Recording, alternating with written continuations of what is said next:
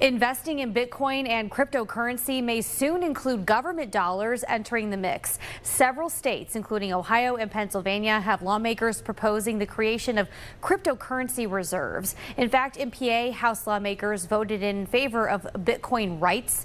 That was a bill that was voted on last October. Ohio State Rep Steve Demetriou is the majority whip in Ohio. He is laying out a strategy for the state to create a Bitcoin reserve in his recent proposal.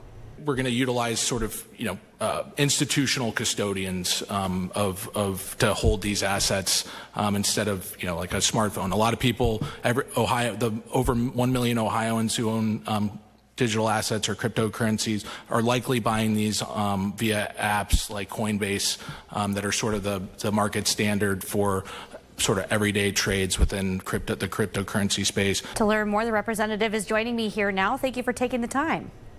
Thanks so much for having me on, Lindsay. Yes, Bitcoin is growing in popularity. You mentioned in your testimony earlier this year that about 1.3 million Ohioans own digital assets like Bitcoin. So why do you believe now is a good time for Ohio to start to do the same? I just think, with any piece of legislation we're introducing in the State House, we need to take the lead of our constituents. And like you said, Lindsay, I think that number is probably greater than 1.3 million today. And we need to just follow the lead of our voters and our constituents. They've shown that Bitcoin and cryptocurrency is a popular part of their portfolios, and I think the state should take their lead.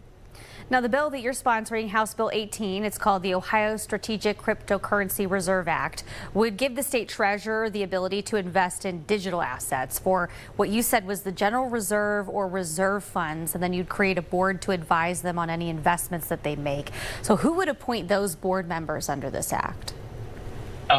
Those board members are actually already part of our legislative process or executive process, if you will, as far as some of the accounts the treasurer oversees, and they mostly consist of statewide elected officials.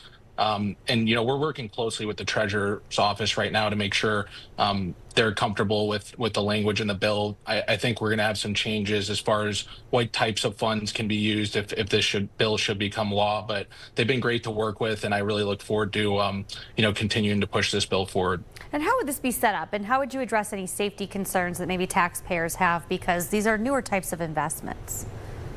Sure. Just like any assets that the treasurer's office oversees on behalf of our constituents here in Ohio, there's a lot of safeguards already in place, and we want to take that up a notch, especially if we're considering investing in digital assets or cryptocurrency. So in the bill today, we lay out a number of items that need to be sort of checked off in order to make sure that our taxpayers' money is secure when we're looking to invest those funds into digital assets. So making sure that they're registered financial custodians, registered investment vehicles that are safe and can take on these investments. Yeah, maybe work with a bank, like you said, not the apps that consumers use. You say this is not going to focus on day trading, but longer term investments.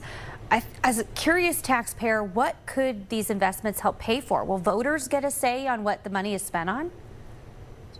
Well, the treasurer's really going to, just like he does today, or she, in the future, the treasurer's office really oversees a lot of our state's balance sheet. So, like I said, I mean, over 1.5 million Ohioans are already invested in these types of assets, and we really just want to take their lead. And you're not dictating what the state pension groups do, but you said you're opening up the conversation if they want to do something with Bitcoin or cryptocurrency. This bill would allow that.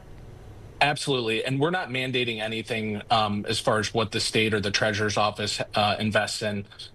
We're just giving them permission. It's a permissive bill. So if they deem it, is something that's going to add value to our state's balance sheet, then they can make that decision.